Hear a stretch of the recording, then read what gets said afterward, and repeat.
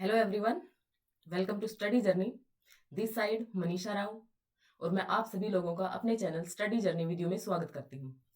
Friends, जैसा कि आप लोग मेरा नाम जान चुके हैं और इस वीडियो को स्टार्ट करने से पहले मैं आप लोगों को अपने बारे में थोड़ा सा बताना चाहती हूँ। फ्रेंड्स, हम लोग एक साल से जुड़े हुए हैं और हम अभी तक जो स्टडी करते थे वो कहाँ पे करते थे, हम अपनी पीडीएफ्स के थ्रू में आप लोगों को सिखाते थे। वहां से आप लोगों का जो प्यार मिला है, जिस प्रकार से आपने चीजों को सीखा है, आप लोगों ने ये मुझे बनाया है, मैं तो यही बोलना चाहूंगी। तो इसको स्टार्ट करने से पहले मैं आपको थोड़ा सा अपने बारे में बता देती हूँ कि मेरी क्या क्या क्वालिफिकेशंस हैं। फ्रेंड्स, मैंने एसटेट टीजेटी इंग्लिश क्वालिफाई कर रखा है। साथ में सीटेट बोथ पेपर क्वालिफाई है। रिट क्वालिफाई है बोथ पेपर, राजस्थान का जो टेट होता है। एनवीएस टीजीटी इंग्लिश मैंने क्वालिफाई किया है। केवीएस टीजीटी मेरा 1 मार्क से रह गया था, ऐसा मैंने आपको पहले भी बताया था। ठीक है। उसके बाद मैंने अभी एचएसएससी टीजीटी का तो आपको पता ही है कि डॉक्यूमेंट वेरिफिकेशन हो चुका है। अब देखो उसका फाइनल रिजल्ट क्या रहता है, क्या नहीं रहता है। तो एक छोटा सा इंट्रोडक्शन मुझे लगता था कि मेरे बारे में आपको लोगों को बताना जरूरी है, क्योंकि ये आप लोगों की, मेरी और आपकी फर्स्ट इंटरेक्टिव क्लास है, जिसके अंदर हम लोग आपस में मतलब पहले मैं आपको पीडीएफ के थ्रू करवाती थी, वहां पे आप लोगों का इतना ज्यादा प्यार मिल रहा था। अब मैंने सोचा कि चलो आप लोगों के सामने आ ही जाती हूँ, क्योंकि इससे आप लोगों को चीजें ना ज्यादा समझा पाऊंगी। बाकी आप लोगों को सेशन कैसा लगता है आप लोग मुझे कमेंट करके बता सकते हो। एस्टेट का जो हिंदी का जो सिलेबस था, हिंदी ग्रामर में आप लोगों को कंप्लीट करवा चुकी थी, ऑलमोस्ट 95% में आपको करवा चुकी थी। लेकिन अभी क्या हुआ है, सिलेबस में कुछ चेंजेज हुए हैं। जो चेंजेज हुए हैं मैंने कल आप लोग परसों, कल नहीं परसों, कल तो कोई क्लास हुई नहीं थी, तो मैंने सब आप लोगों के साथ डिस्कस कर लिया था। लेकिन अभी जो मैं आपके साथ डिस्कस करने वाली हूँ वो हिंदी की, ये हमारी फर्स्ट क्लास है। ये अकॉर्डिंग टू सिलेबस रहेगी। आपको क्वेश्चन की आपको पता लगेंगे कि किस तरह के क्वेश्चन आप लोगों से पूछे जाएंगे। तो आप लोगों को घबराने की कोई भी जरूरत नहीं है। सिलेबस में चेंज हुआ है वो मेरी टेंशन है, आप लोगों की नहीं है। आप लोगों को सिर्फ जुड़े रहना है, वीडियोस को देखना है। अच्छी लगती है तो लाइक कर दीजिएगा। अगर आपको लगता है कि औरों के साथ भी शेयर करना चाहिए तो आप लोग शेयर कर सकते हैं। तो चलिए फ्रेंड्स, स्टार्ट करती हूँ। ज्यादा तो मैं आप लोगों का टाइम नहीं लूंगी। ओके। तो देखिए, सबसे पहले जो सिलेबस है, एक मैं आपको सिलेबस पहले भी डिस्कस कर चुकी हूँ, लेकिन एक बार थोड़ा सा फिर डिस्कस कर देती हूँ आप लोगों के सामने। और आप फ्रेंड्स, कोई अगर मुझसे गलती हो जाए, क्योंकि मेरी फर्स्ट इंटरेक्टिव क्लास है, अभी मुझे कुछ भी मतलब ज्यादा इस चीज की नॉलेज है नहीं, तो आप लोग मुझे कमेंट करके बताइएगा। लाइटिंग वगैरह का आप लोग देख लेना, कुछ अभी ऐसा अरेंजमेंट है नहीं, लेकिन जल्दी हम बहुत अच्छा करेंगे। ठीक है। तो इसके अंदर एक तो भाई हमारा क्या होगा, दो तो हमारे पैसेज आने वाले हैं। हिंदी की बात कर रही हूँ मैं। हिंदी में दो हमारे पैसेज आने वाले हैं, उनसे हमसे क्वेश्चन पूछेंगे। तो जो क्वेश्चन पूछेंगे, उन क्वेश्चन में आपको उन्हीं में से जो पैराग्राफ होगा वहीं से आपको क्या निकालने हैं, उसके आंसर निकालने हैं। ओके। लेकिन बाद में आपको हो सकता है कि 15 में से 7 क्वेश्चन आपको पैसेज में से मिल जाए। दो पैसेज होंगे, एक में से 3 दे देगा, एक में से 4 दे देगा, दोनों में से 4 4 दे दे। बाकी जो बच गए 7 8 नंबर, उसके लिए आपको ये मटेरियल पढ़ना है। और मैं आप लोगों से प्रोमिस तो खैर मैं नहीं करूंगी, लेकिन मेरी पूरी कोशिश रहेगी कि आपको विद इन 5 डेज में सारा सिलेबस कंप्लीट करवा दूं। आज हमारी फर्स्ट इंट्रोडक्टरी क्लास है ये, जिसके अंदर मैं आप लोगों को बताने वाली हूँ कि भाषा क्या होती है, क्या नहीं होती है, भाषा को किस प्रकार सीखा जाता है, भाषा सीखना और अधिग्रहण करना। अब इंग्लिश में इसी को बोलते हैं लर्निंग, एंड अधिग्रहण को बोलते हैं भाई एक्विजिशन। ठीक है। तो ये किस प्रकार से होते हैं, ये सब बातें मैं आपको बताऊंगी। तो चलिए फ्रेंड्स, स्टार्ट करते हैं। तो ये जो सारा सिलेबस है ये मैं आपको करवाने वाली हूँ। कल मैं डिस्कस कर चुकी थी, तो अब दोबारा से मैं इसको डिस्कस नहीं करने वाली हूँ। ठीक है। अगर आप लोग पेड नोट्स लेना चाहते हैं मेरे, तो आप लोग इस नंबर पर व्हाट्सएप करके मुझसे इन्फॉर्मेशन ले सकते हैं। तो ये एक छोटी सी इन्फॉर्मेशन थी। अब देखिए फ्रेंड्स, सबसे पहले आप लोगों को पता होना चाहिए भाषा होती क्या है। तो देखिए, मैं आप लोगों तक अपनी जो बातें पहुंचा रही हूँ वो कैसे पहुंचा रही हूँ भाई, बोलकर पहुंचा रही हूँ, अपने विचार में व्यक्त कर पा रही हूँ। और क्या कर रही हूँ, मैं साथ में लिख भी रही हूँ। बोलकर, लिखकर या किसी भी संचार के माध्यम द्वारा हम अपने विचार दूसरों तक पहुंचाते हैं, वो हमारी क्या होती है भाई, भाषा होती है। यही पढ़ा है ना हमने कि भाई भाषा वह साधन है जिसके द्वारा हम अपने विचार दूसरों तक पहुंचाते हैं, वो क्या होती है, भाषा होती है। अब जो भाषा होती है वो आती कहाँ से है, भाषा के सिद्धांत क्या होते हैं, भाषा की अलग अलग मनोवैज्ञानिकों ने क्या परिभाषाएं दी है, भाषा का मनोवैज्ञानिक दृष्टिकोण है वो क्या है। साथ में उसके अंदर जो भाषा सीखना हमारा लर्निंग जो है, और जो अधिग्रहण करना है, उन दोनों में क्या डिफरेंसेस है, ये सब चीजें मैं आपको बताऊंगी। और साथ में आप लोगों को क्वेश्चन भी बताऊंगी कि किस प्रकार से क्वेश्चन आप लोगों से एग्जाम में पूछे जाएंगे। तो चलिए फ्रेंड्स, पहुंचते हैं अपने सीधे टॉपिक पर, है ना। देखिए, आप लोगों की आज मैंने 3 4 मिनट शुरू में इंट्रोडक्शन में एक प्रकार से वेस्ट ही गई हैं, तो आगे से ऐसा नहीं होगा। आज फर्स्ट क्लास थी, इसलिए मैंने आप लोगों को बताना जरूरी समझा। ओके। तो फ्रेंड्स देखिए, भाषा क्या होती है भाई, मैंने आपको बता दिया कि भाई भाषा वह क्षमता है, वह साधन है जिसके द्वारा हम क्या करते हैं, विचारों का आदान प्रदान करते हैं। भाषा क्या करती है भाई, चिंतन पैदा करती है, भाषा से हम सोच सकते हैं। अब आपके दिमाग में मुझे लेकर काफी आइडियाज चल रहे होंगे, तो आप क्या कर रहे हैं, चिंतन कर रहे हैं, वो भाषा के रूप में ही कर रहे हैं ना, है ना। तो भाषा क्या होती है, चिंतन प्रदान करती है, और क्या क्या होती है भाषा, वो भी हम आगे देखेंगे। ओके। भाषा की जो परिभाषाएं दी हैं, ये परिभाषाएं देख लीजिए, क्योंकि एचटेट का ना जो लेवल है फ्रेंड्स, मुझे अभी भी लग रहा है कि एज लाइक सीटेट नहीं रहने वाला है, सीटेट से थोड़ा सा अप लेवल एचटेट का रहने वाला है। ओके। विचार हमारी आत्मा की मूक बातचीत होते हैं, होठों से बाहर निकलते समय ध्वन्यात्मक रूप ले लेते हैं, इसे ही क्या कहते हैं, भाषा कहते हैं। ये डेफिनेशन किन्होंने दी है, प्लेटो ने। तो आप लोगों से पूछा जा सकता है कि अकॉर्डिंग टू प्लेटो भाषा की जो डेफिनेशन होती है वो क्या होती है। तो भाई क्या बता रहे हैं प्लेटो, भाई हमारी जो आत्मा है उसकी जो मूक बातचीत, जो हमें सुनाई नहीं दे रही, हमारे अंदर अंदर जो विचार चल रहे हैं, उनको अगर हम अपने होठों से बाहर निकालते हैं, अब आप लोग मेरे बारे में पता नहीं क्या सोच रहे हैं, लेकिन जब आप उनको अपने होठों से बाहर निकालेंगे तो वो किसका रूप ले लेंगे, भाषा का रूप ले लेंगे। आप लोग एचटेट के एग्जाम को लेकर पता नहीं क्या सोच रहे हैं, आप लोगों को लग रहा है कि भाई हार्ड हो गया है, मुश्किल हो गया है, या आसान हो गया है, तो आप जब उनको बोलेंगे तभी तो मुझे पता लगेगा, तो वो क्या कहलाती है भाई, भाषा कहलाती है। Okay, clear. नेक्स्ट देखिए फ्रेंड्स, एक हमारे मनोवैज्ञानिक हुए हैं स्वीट, तो स्वीट का क्या कहना है, भाषा विचारों की अभिव्यक्ति का माध्यम है। भाई मैं अपने विचार आप लोगों तक कैसे प्रकट कर रही हूँ, वो किसके थ्रू कर रही हूँ, मैं भाषा के थ्रू कर रही हूँ। अगर आप लोगों में और मुझ में कोई भाषा नहीं होती तो मैं ऐसे खोल करके बैठ जाती और आप लोगों को ऐसे ही बस बोलती रहती लैपटॉप खोल करके, तो आप लोगों को कुछ समझ में आता नहीं आता, ऐसे ऐसे बस मैं होठ बड़बड़ाती रहती। तो अभिव्यक्त अपने विचारों को अभिव्यक्त करने के लिए हमें किसकी जरूरत पड़ती है, भाषा की जरूरत पड़ती है। Okay, clear. नेक्स्ट है फ्रेंड्स सुमित्रानंदन पंत, जो सुमित्रानंदन पंत हुए हैं, कवि हुए हैं जाने पहचाने, तो उनका भाषा के प्रति क्या दृष्टिकोण है। भाषा संसार का नादमय चित्र, ध्वनि में स्वरूप, हृदय तिंतर की झंकार तथा विचारों की अभिव्यक्ति है। तो ये देख लीजिए, ये भारी भरकम शब्द ये किसने दिए हैं, सुमित्रानंदन पंत ने दिए हैं। नाद में चित्र, ध्वनि में स्वरूप, हृदय तंत्र की झंकार, ये सब किसने बताए हैं, सुमित्रानंदन पंत ने बताए हैं। क्लियर है यहाँ तक। अब देखिए फ्रेंड्स, कैरेक्टरिस्टिक्स ऑफ लैंग्वेज, भाषा की विशेषताएं। अब मैं आपको हिंदी में क्यों लेकर के चल रही हूँ, क्योंकि फ्रेंड्स जो लैंग्वेज के जो क्वेश्चंस होंगे, आप लोगों को इंग्लिश के वर्ड में मैं समझाने की कोशिश तो करूंगी, लेकिन जो हिंदी के जो क्वेश्चन होंगे वो आप लोगों से एग्जाम में हिंदी में ही मिलेंगे, बाईलैंग्वेज नहीं मिलेंगे। जैसे कि इंग्लिश के क्वेश्चन होंगे वो आपको इंग्लिश में मिलेंगे, वो आपको हिंदी में नहीं मिलेंगे। तो इसलिए जरूरी है कि हिंदी को आप हिंदी की तरह ही समझो और इंग्लिश को आप इंग्लिश की तरह ही समझो। बाकी मान लो हमारी साइकोलॉजी है जो सीडीपी हम पढ़ेंगे, तो उसमें मैं आपको दोनों लेवल करवाऊंगी, उसमें इंग्लिश मीडियम भी लेके चलेंगे, हिंदी मीडियम भी लेके चलेंगे, ठीक है। तो ये आज मेरी फर्स्ट क्लास है और मेरी पूरी कोशिश है कि मैं दिन की आपको 3 वीडियो प्रोवाइड करवा पाऊँ, और कल से मेरी कोशिश रहेगी कि आप लोगों को मैं टाइमिंग भी पहले ही बता दूं, भाई उस टाइम पे मेरी क्लास आने वाली है। मैं सोच रही हूँ कि आप लोगों के लिए एक तो 11 बजे रख लेती हूँ, एक 1 बजे और एक 3 बजे, तीनों क्लासेज आपको दिन में ही प्रोवाइड कर देती हूँ ताकि आप उनका अच्छे से रिविजन कर सको। ओके। तो देखिए भाषा की विशेषताएं क्या क्या होती है, भाई जो भाषा होती है, अब मैं ये भाषा बोल रही हूँ, तो ये मैंने क्या की है, अर्जित की है, इसको मैंने क्या किया है, इसका मैंने अर्जन किया है, इसका मैंने एक्विजिशन किया है। कहाँ से किया है, अपने वातावरण से किया है। तो भाषा किसकी उपज है, वातावरण की उपज है। अब मैं आपसे बातचीत कर रही हूँ, तो भाषा कैसी होती है भाई, परिवर्तनशील होती है। अब मैं आपको आगे बताने लग जाऊं कि दिस इज कोल्ड लैंग्वेज, तो ये मैंने अपनी भाषा को क्या कर लिया, परिवर्तित कर लिया। मैंने अपनी भाषा को क्या कर लिया, परिवर्तित कर लिया। इस प्रकार भी बता सकते हैं इसको, या फिर ऐसे भी हो सकता है कि काफी जो शब्द होते हैं वो भाषा में इंक्लूड होते रहते हैं। जैसे कि मान लो पहले हम भाई गांव में उसको जो क्या बोलते हैं, आपके जो बर्तन होते हैं उसको क्या बोलते थे भाई पहले, अगर आप लोगों का तो पता नहीं, लेकिन हमारे यहाँ तो ऐसे बोलते थे, जो हमारी दादी वगैरह थी, कासण ले आओ, ठीक है। तो अब उस कासण को, अब जो हमारे बच्चे हो तो समझते भी नहीं कासण क्या है, तो अब उसको क्या कहने लग गए, बर्तन कहने लग गए, ठीक है। जैसे कि प्याली है, दादी वगैरह बोलती थी प्याली, और हम बोलते हैं कटोरी। तो ये हमने क्या कर लिया, भाषा को क्या कर दिया भाई, परिवर्तनशील कर दिया। तो भाषा कैसी होती है, परिवर्तनशील होती है। समझ में आ रहा है ना। मेरी कोशिश यही है कि आपको चीजें अच्छे से समझा पाऊं। और फ्रेंड्स सॉरी, थोड़ी सी तबीयत खराब है, तो आप लोगों को आवाज में भी थोड़ी परेशानी हो रही होगी। भाषा कैसी होती है भाई? समन्वयवादी होती है, आपस में समन्वय कर सकते हैं विचारों का हम। एक सामाजिक उपागम होती है। सामाजिक अप्रोच कैसे होती है भाई? Social approach. भाई समाज में हम लोगों के पास जाते हैं तो हम अपने विचार और उनके विचार किस प्रकार से अपने अंदर ग्रहण करते हैं? भाषा से ही करते हैं।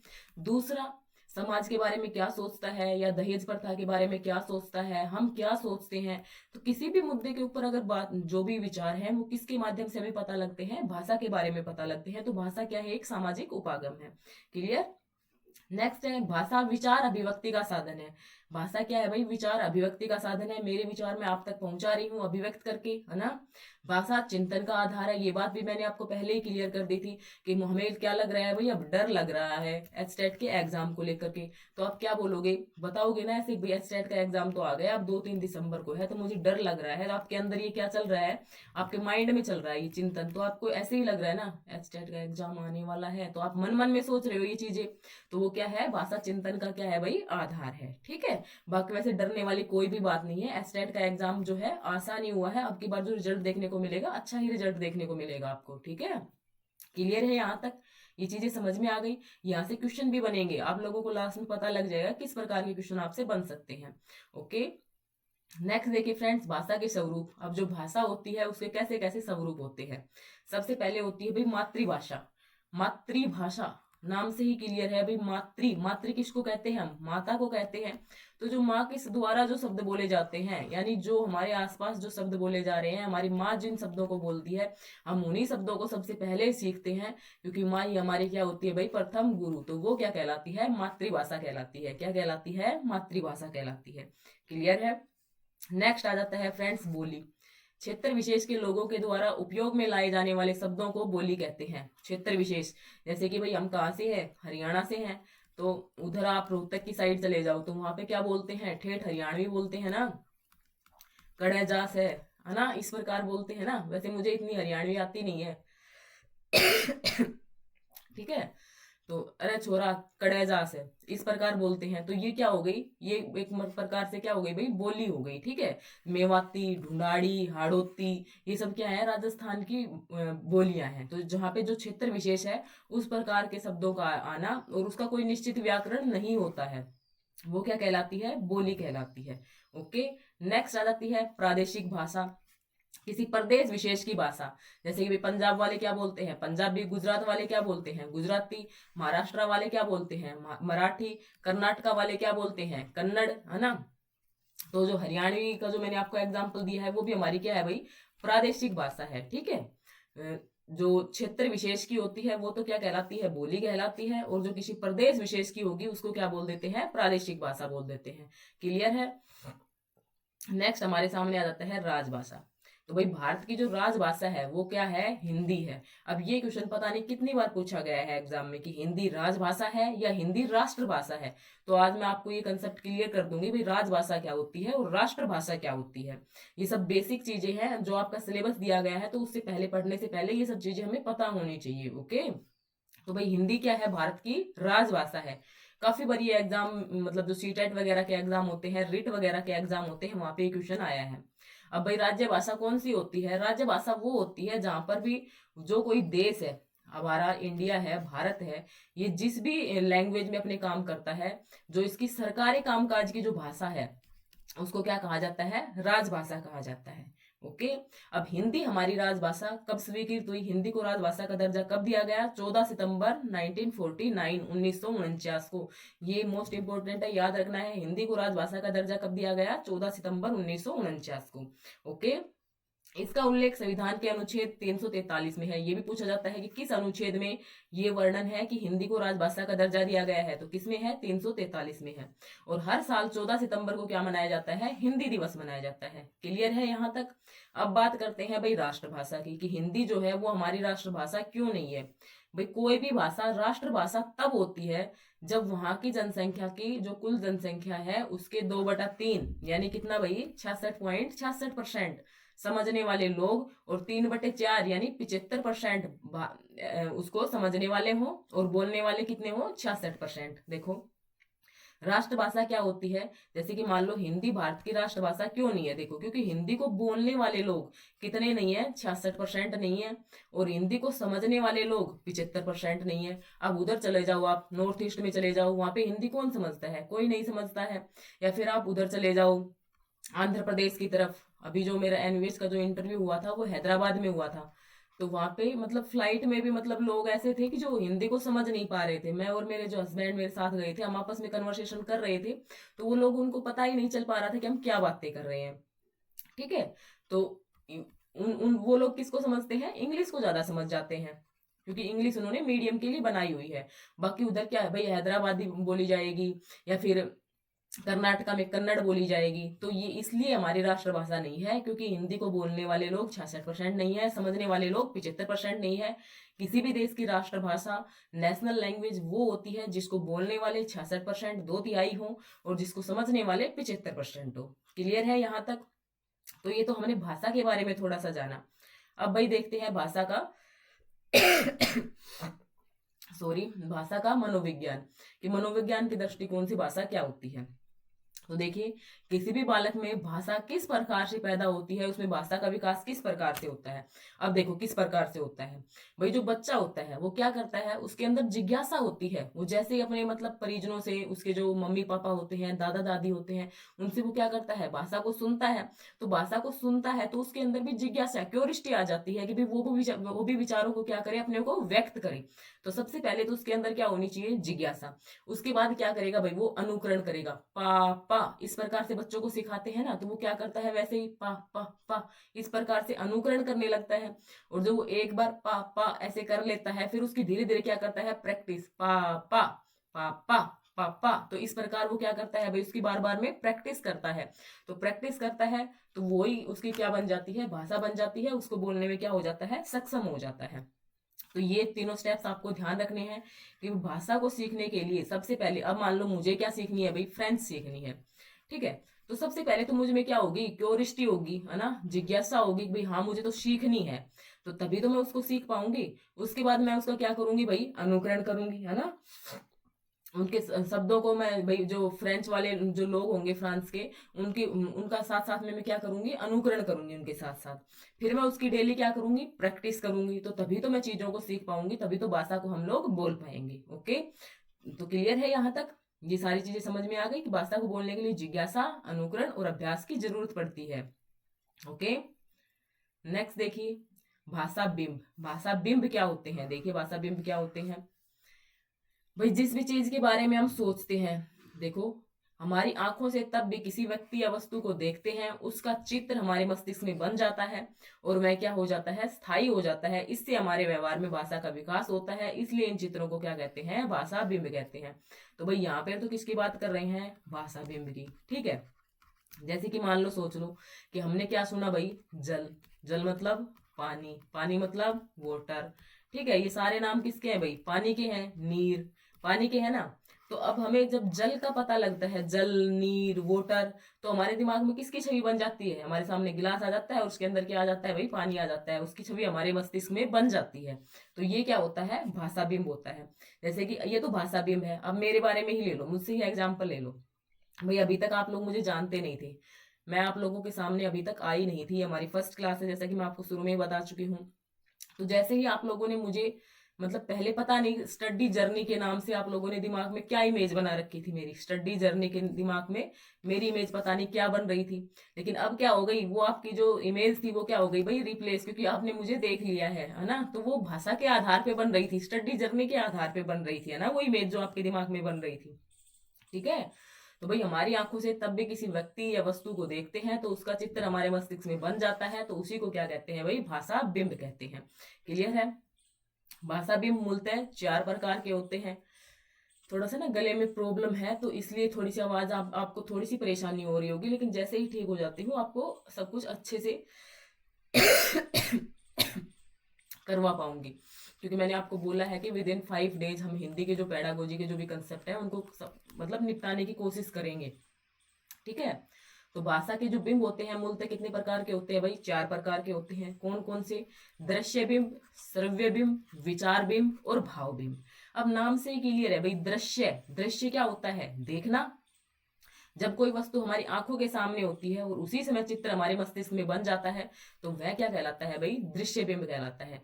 जैसे कि अभी आप लोगों ने मेरा चित्र देख लिया है, आप लोग मुझे पहचान गए हो, तो आप लोगों के दिमाग में स्टडी जर्नी के नाम से या मनीषा के नाम से आप लोगों के दिमाग में क्या बन जाएगी भाई? इमेज बन जाएगी मेरी, ठीक है। तो ये क्या है? हमारा दृश्य बिंब है। जैसे कि मेरे सामने गाय खड़ी है, देखो मोहन जा रहा है, ये मैंने एग्जाम्पल आप लोगों के लिए लिख रखे हैं, आप लोग इनको पढ़ सकते हो। बाकी मैंने आपको समझा दिया है कि दृश्य बिंब क्या होता है। जब हम किसी भी वस्तु को आंखों के सामने देख लेते हैं और फिर उसकी छवि हमारे दिमाग में बन जाती है। श्रव्य बिंब, जब हम उसको सिर्फ क्या करते हैं भाई? सुनते हैं, अनुपस्थिति में भी। जैसे कि किस प्रकार से, देखो मान लो अभी मैं आप लोगों की क्लास ले रही हूँ, लेकिन मुझे बाहर से किसी की क्या सुनाई देती है? आवाज सुनाई देती है, ठीक है। तो जब मुझे बाहर से किसी की आवाज सुनाई दी, तो मैं अपनी फैमिली की आवाज को पहचानती हूँ।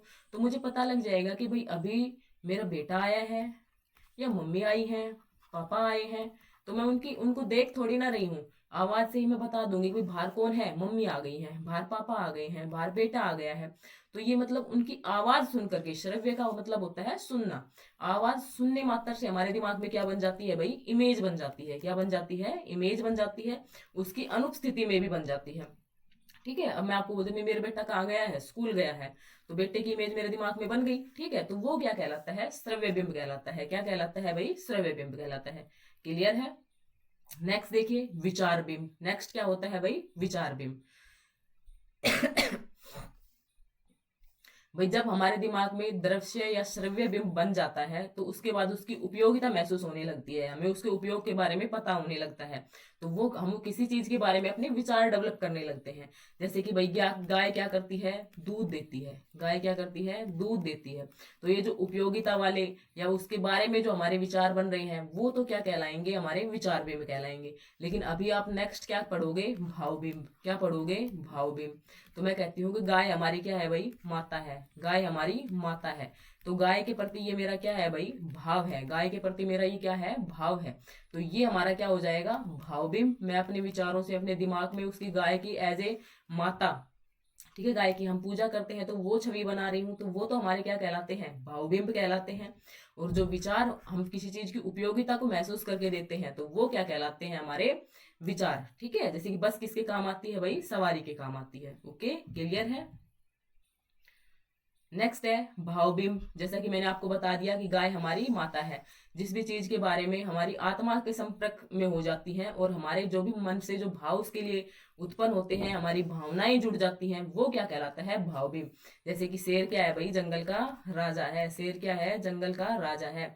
जिस प्रकार के से आप बोल दो कि भाई हम तो मनीषा मैम से जुड़ गए हैं और हमारा एस्टेट तो क्या हो जाएगा? क्लियर हो जाएगा। तो ये आपके क्या है भाई? भाव है। मेरे प्रति आपकी क्या है? ये आस्था है, यही बोलेंगे ना। तो आपके क्या है? ये भाव है, ठीक है। तो ये क्या कहलाता है? भावबिंब कहलाता है। ओके, क्लियर है? यहाँ तक कोई दिक्कत नहीं है समझने में? ठीक है फ्रेंड्स। तो अब जो मैं आपको मेन टॉपिक जो समझाना चाह रही थी, हमने किया बेसिक। अब मैं आपको करवाती हूँ learning and acquisition. Language learning, भाषा को सीखना, भाषा का अधिगम एंड भाषा का अधिग्रहण। अधिग्रहण को दूसरा नाम क्या होता है? अर्जन। क्या होता है भाई? अर्जन, ठीक है। तो देखिए क्या होता है भाषा अधिग्रहण। बहुत आसान टॉपिक है, आप लोगों को क्वेश्चन भी बताऊंगी। और अगर आप लोग यहाँ तक पहुंच चुके हैं, आप लोगों के मेरे एफर्ट्स अच्छे लग रहे हैं, तो आप लोग वीडियो को लाइक जरूर करके जाइएगा, क्योंकि आपका एक लाइक मुझे मतलब फटाफट से रेडी कर देता है कि भाई नेक्स्ट वीडियो बनानी है, ठीक है। तो देखिए भाषा अधिग्रहण। और हाँ, एक बात और बता देती हूँ, आप लोगों का जो भी एस्टेट का हिंदी, सुनिए, इंग्लिश एंड हिंदी, इंग्लिश और आप लोगों की साइकोलॉजी, जो आपकी 30 मार्क्स की आने वाली है, 60 मार्क्स की आप लोगों को डेली क्लासेस मिलने वाली है। आप लोग मुझसे जुड़ सकते हैं। अगर आप लोग पेड नोट लेना चाहते हैं, तो आप लोग मुझसे व्हाट्सएप पे कांटेक्ट कर सकते हैं, ठीक है। बाकी हरियाणा जीके वगैरह का भी मैंने आपको बता रखा है भाई। हरियाणा जी, चलो ये अलग से बता दूंगी, ये वीडियो लंबी हो जाएगी ना, बीच में बताना सही नहीं है, ठीक है। तो देखिए भाषा अर्जन या भाषा एक्विजिशन जो होता है, इंग्लिश में इसको क्या बोलेंगे? Language acquisition. आप लोगों का ये टॉपिक ना, आप हिंदी में इसको समझ लो तो इंग्लिश में भी क्लियर हो जाएगा। सिर्फ मतलब जो शब्द होंगे उनका फर्क आएगा भाई। लैंग्वेज लर्निंग को उसमें हिंदी में भाषा अधिगम बोलते हैं, लैंग्वेज एक्विजिशन को हिंदी में भाषा अर्जन बोलते हैं। लेकिन जो समझने का जो कंसेप्ट है, वो तो आप लोगों का सेम ही रहेगा। तो इसीलिए मैं बोल रही थी कि अब आप लोगों को टेंशन नहीं लेनी है, आपका जो सिलेबस हुआ है वो ईजी हुआ है। आप हिंदी और इंग्लिश में 30 में से 30 मार्क्स लेके आ सकते हो। ठीक है, अब तो इतना आसान हो गया है। तो देखिए भाषा अर्जन क्या होता है भाई। भाषा अर्जन देखो, अब मेरी जो भाषा है वो क्या है भाई, हिंदी है। मेरी भाषा क्या है भाई, हिंदी है। लेकिन वो एक कहते हैं ना भाई गांव वाली, तो अगर मैं अपने पेरेंट्स के साथ, अपने मतलब जो मेरे आसपास के लोग हैं उनके साथ बात करती हूँ तो मैं उसी भाषा में बात करती हूँ या हिंदी में बात करती हूँ। तो ये सब क्या है, ये कहाँ से सीखी मैंने। मैं हिंदी सीखने के लिए कोई मतलब स्कूल में जा करके मैंने थोड़ी ना सीखा था भाई ए बैस है उसके बाद मैं बोलने लगी थी, ऐसा नहीं हुआ। भाषा अर्जन का मतलब क्या है कि भाई अपना जो आस पड़ोस है, जिस भी वातावरण में हम रहते हैं, जिस भी फैमिली में हम रहते हैं, ठीक है, जो हमारी मातृभाषा होती है, जो हमारी पहली भाषा होती है, जो हमारी क्या होती है भाई मातृभाषा होती है, तो उसी उसको हम सीख जाते हैं तो वो क्या कहलाता है, भाषा अधिग्रहण कहलाता है। क्या कहलाता है वो, भाषा अधिग्रहण या फिर भाषा अर्जन कहलाता है। क्लियर है ये कंसेप्ट। जैसे कि मान लो अब अंग्रेजों के बच्चे हैं भाई, वो क्या बोलते हैं, अंग्रेजी बोलते हैं।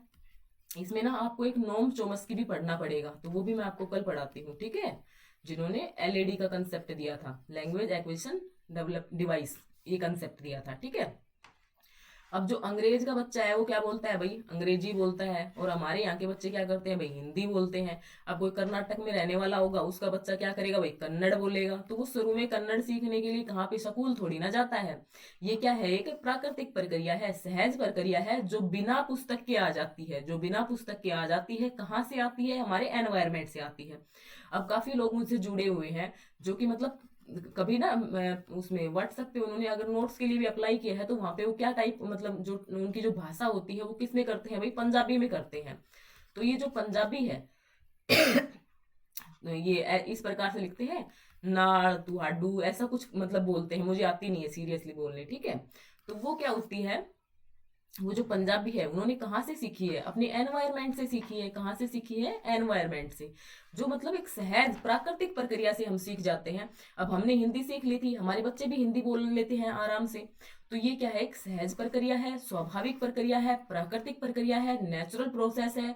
पाठ्य पुस्तक की जरूरत नहीं होती है, किसी भी स्कूल की जरूरत नहीं होती है। जहाँ पे जिस परिवेश में हम रहते हैं वहीं के वातावरण से हम इन चीजों को सीख जाते हैं, इस भाषा को सीख जाते हैं। यहाँ पे हमारी मातृभाषा आती है, जो हमारे चारों तरफ जो हमारी माँ भाषा बोलती है, एक प्रकार से उसी को मातृभाषा बोलते थे ना। तो वही हमारा चारों तरफ का जो एनवायरनमेंट होता है वो भाषा बोलता है और हम उसको बोलना सीख जाते हैं। इसके लिए हमें किसी भी व्याकरण की जरूरत नहीं पड़ती कि भाई हमें राम स्कूल जाता है इस प्रकार से बोलना है, तो ये भाई क्या था, पुल्लिंग था, तो इसके साथ जाता है लगाना है। उसके बाद सीता स्कूल जाती है तो फिर ती लगाना है।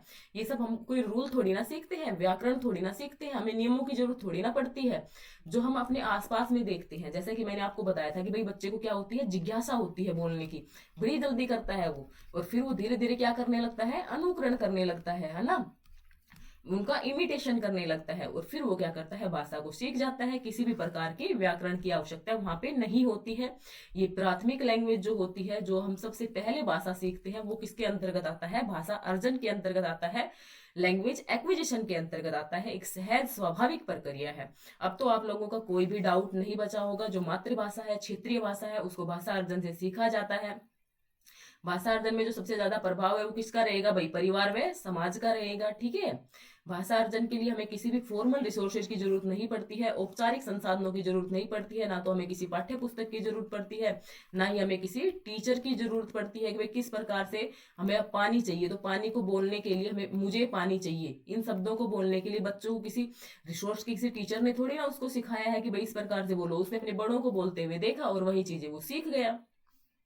भाषा अर्जन कैसे हो जाती है भाई, अनजाने में हो जाती है। तो इसलिए एक ऐसा प्रोसेस है, अनकॉन्शियस प्रोसेस है, ध्यान रखेंगे। ये कैसा प्रोसेस है, अवचेतन प्रक्रिया है, अनकॉन्शियस प्रोसेस है। ठीक है, हमारा जो दिमाग है वो अनजाने में ही भाषा अर्जन कर लेता है, अनजाने में ही भाषा को सीख जाता है। उसके लिए हमें किसी फॉर्मल रिसोर्सेज की जरूरत नहीं पड़ती है, किसी भी औपचारिक साधनों की जरूरत नहीं पड़ती है, किसी भी टीचर की जरूरत नहीं पड़ती है, किसी भी बुक की जरूरत नहीं पड़ती है, किसी भी ग्रामर की जरूरत नहीं पड़ती है, किसी भी नियम की जरूरत नहीं पड़ती है।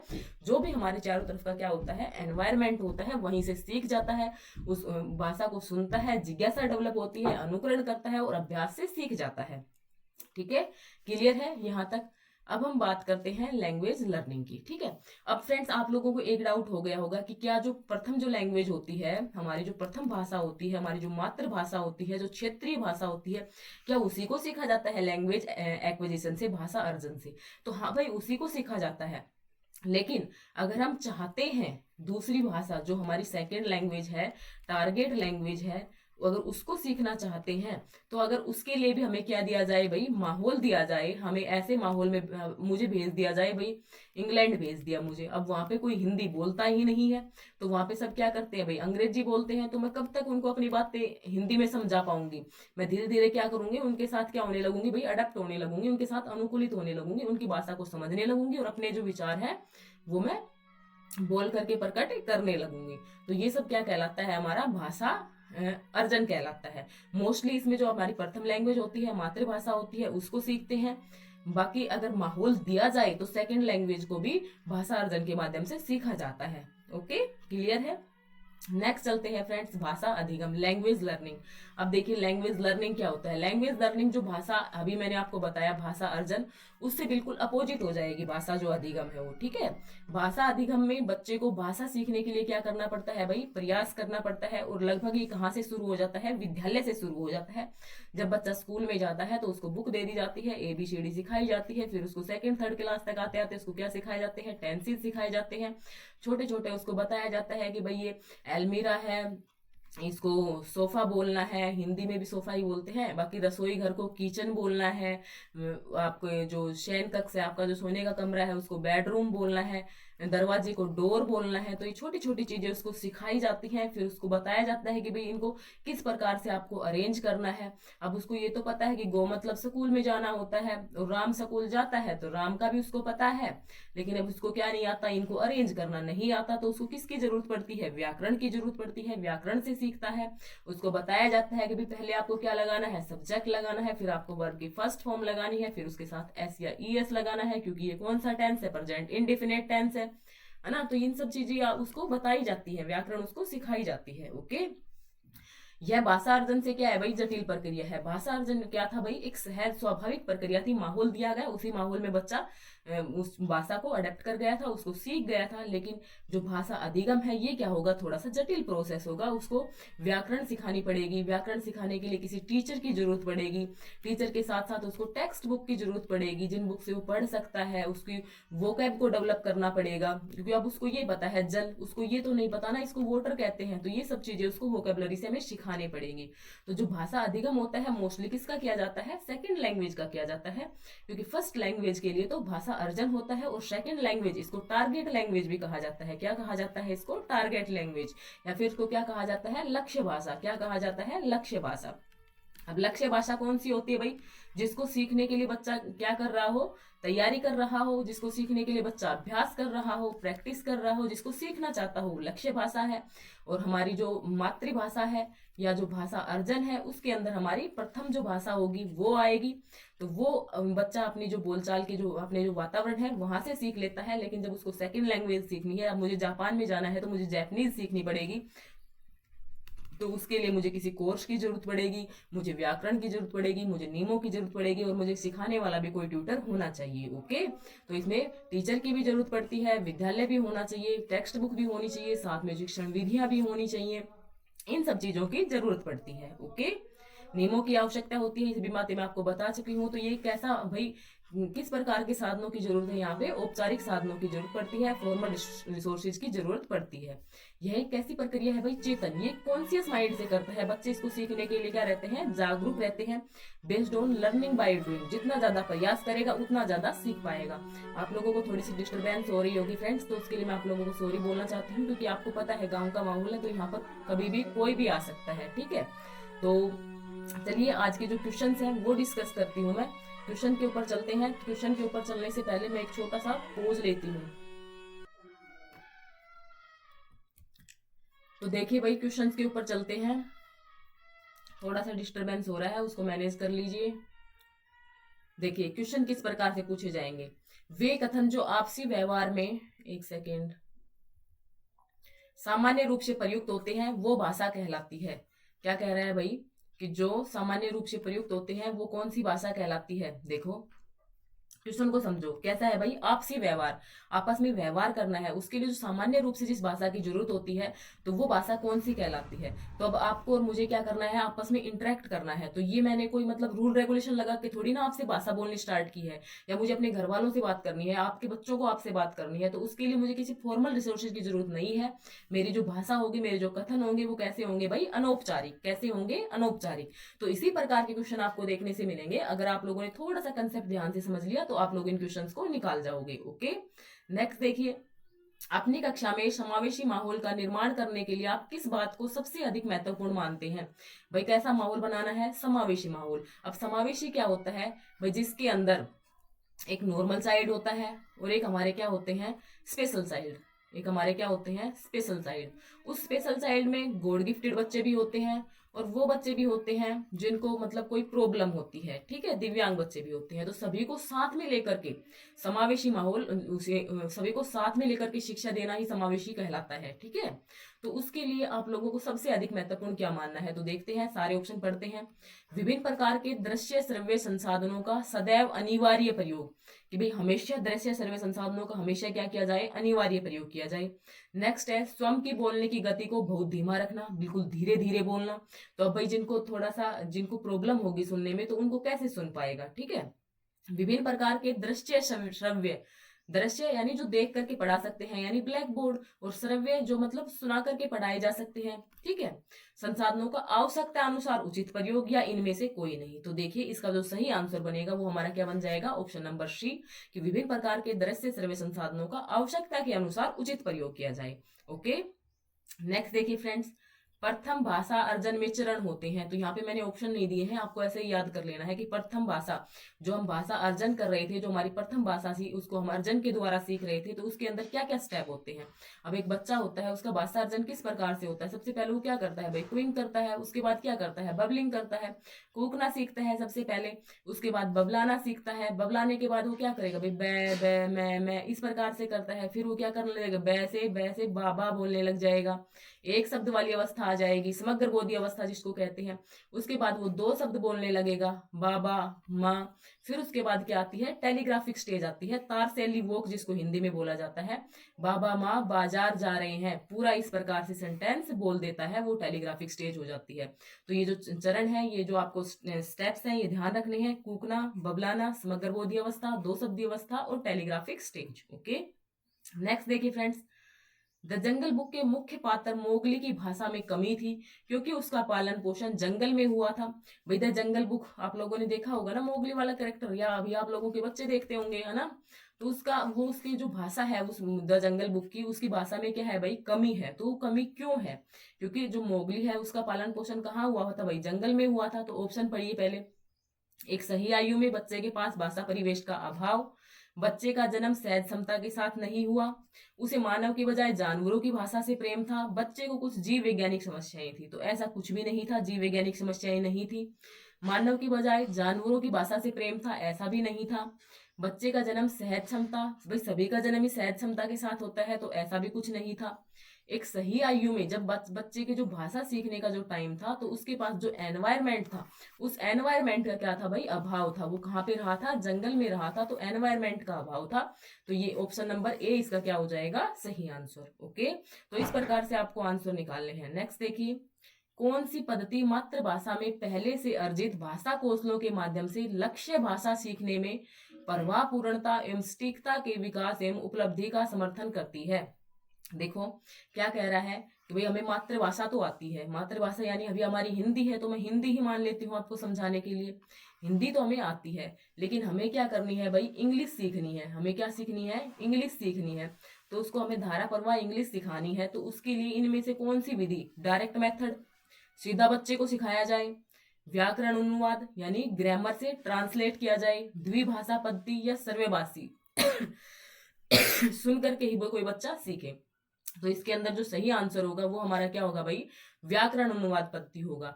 क्यों होगा भाई? जैसे कि मेज है, तो बच्चे को हमें जब मेज के बारे में बताना है तो हम उसका अनुवाद करके बता सकते हैं। भाई इंग्लिश में मेज को क्या कहेंगे भाई? टेबल कहेंगे। तो इसका जो सही आंसर है ऑप्शन नंबर बी हो जाएगा। तो किससे सीखेगा? व्याकरण अनुवाद से, ग्रामर ट्रांसलेशन मेथड से। नेक्स्ट क्वेश्चन आता है, हिंदी को राजभाषा का दर्जा कब दिया गया? 15 अगस्त 1947, 14 सितंबर 1949, 14 सितंबर 1947, 26 जनवरी 1950। अब कुछ तो क्या करेंगे भाई, इस दिन देश आजाद हुआ था तो ये टिक कर देते हैं, कुछ सोचेंगे इस दिन संविधान लागू हुआ था तो ये टिक कर देते हैं, जबकि ये दोनों क्या हो जाएंगे, गलत। जो सही आंसर होगा वो क्या होगा, ऑप्शन नंबर बी, 14 सितंबर 1949। Okay, clear. नेक्स्ट देखिए, नेक्स्ट एंड लास्ट क्वेश्चन है ये, इनमें से कौन सी भाषा की विशेषता है। भाई भाषा कैसी है, सामाजिक उपागम है, बिल्कुल है, समाज में हम भाषा के द्वारा ही बोलते हैं, सीखते हैं चीजों को। भाषा चिंतन का आधार है, बिल्कुल सही बात है। भाषा क्या है भाई, परिवर्तनशील है, भाषा में चेंजेस आते रहते हैं, जैसा कि मैंने आपको एग्जाम्पल देकर भी बताया था। तो ऑप्शन नंबर डी के साथ जाएंगे, सभी आंसर क्या हो जाएंगे, करेक्ट हो जाएंगे।